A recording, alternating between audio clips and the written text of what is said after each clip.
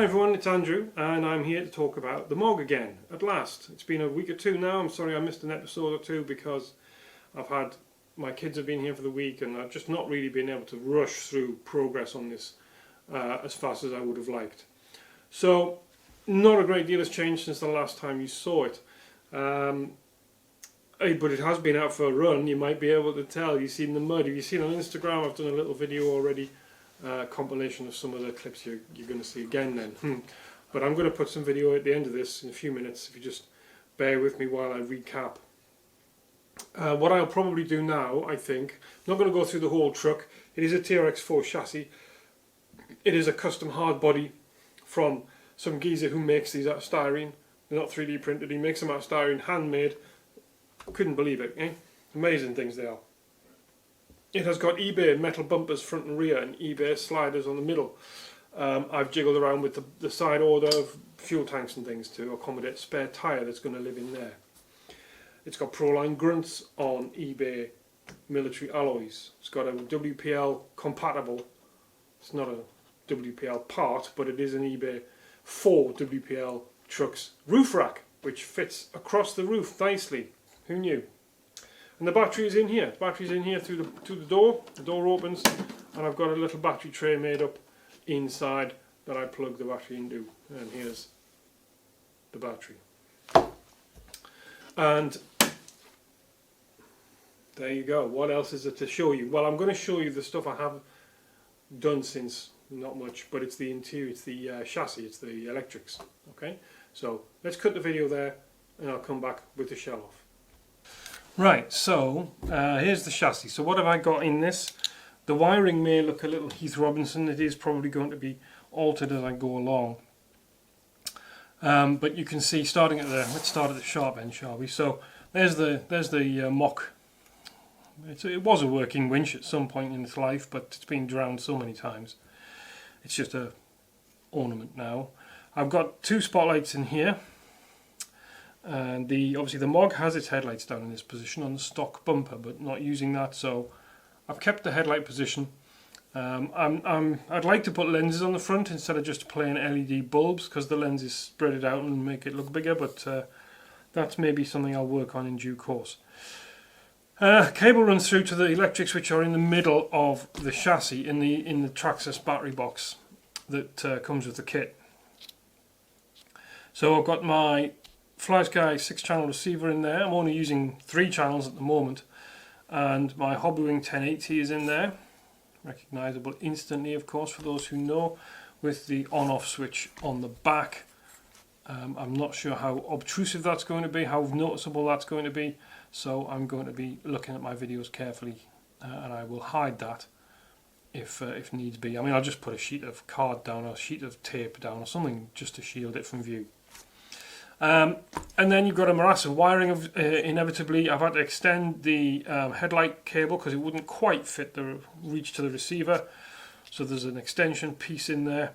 I've routed it through the shock tower just to keep it from waggling about too much. Obviously, you've got the motor cables in the battery. As I say, that one goes up through the cab floor, which is then just immediately above where we're looking at now.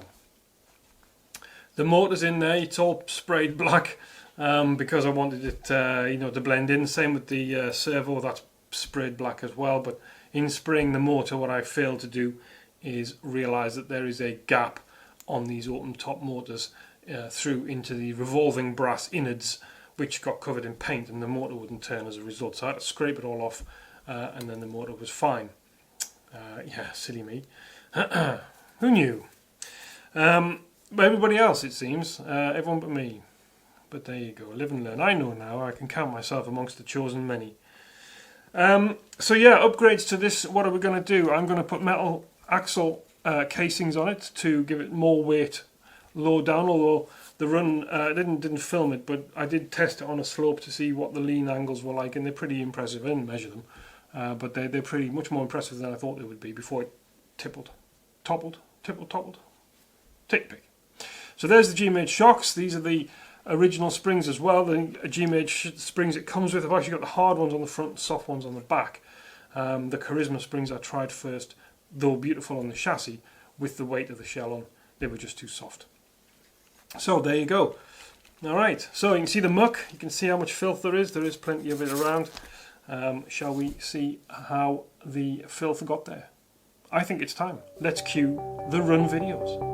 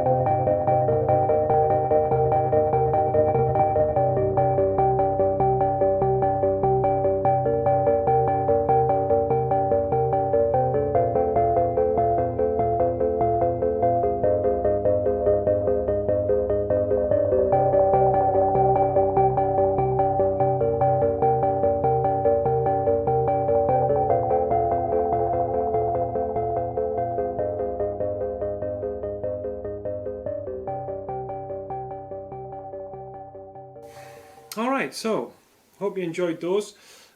Just a little footnote to say, really the only problem I had with this was one of the mud flaps, this one. You can see it was folded over just there, so the mud flap off the fender was just curling under, so I may have to do something to stop it doing that.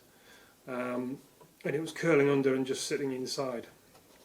It's not long enough to cause any damage, as these do tend to tear off, as I found, especially when you reverse and you trap them and it just rips them straight off. But this one wasn't getting caught, but it did end up running tucked under, you know, which won't do any good. So I'm just going to be a little bit more wary, just do some work on the reshaping those. Obviously the back hasn't got any on at all yet, but otherwise she was a dream. So I hope you enjoyed that. I am going to be adding in the detail, the wing mirrors, the windscreen wipers, and the numerous other details. The cab needs to be sitting, the front of the cab actually doesn't sit square, so maybe you can tell from there or not, but it's not quite square on the chassis. The whole thing's tilted slightly this one way or the other, but Frank's foot is in the way. So I think Frank's foot's in the way anyway, and it's going to have to come off, so there will be some post-traumatic stress, likely as not, in Frank's case, but he'll deal with it. He's a trooper. And yeah, then we'll get normal weathering. So, like and subscribe, hit the bell please so you can stay tuned. Do check out the back episodes if you want to see how it got to this point. If you're wondering why this is camouflage and this isn't, my excuse is that this box didn't start off on this truck. It's been added to the chassis afterwards. The reality is I couldn't be asked to spray paint this entire box with the airbrush. It would have took me months to do, so it got done rapidly with a rattle can. So, there you go. Truth is out there.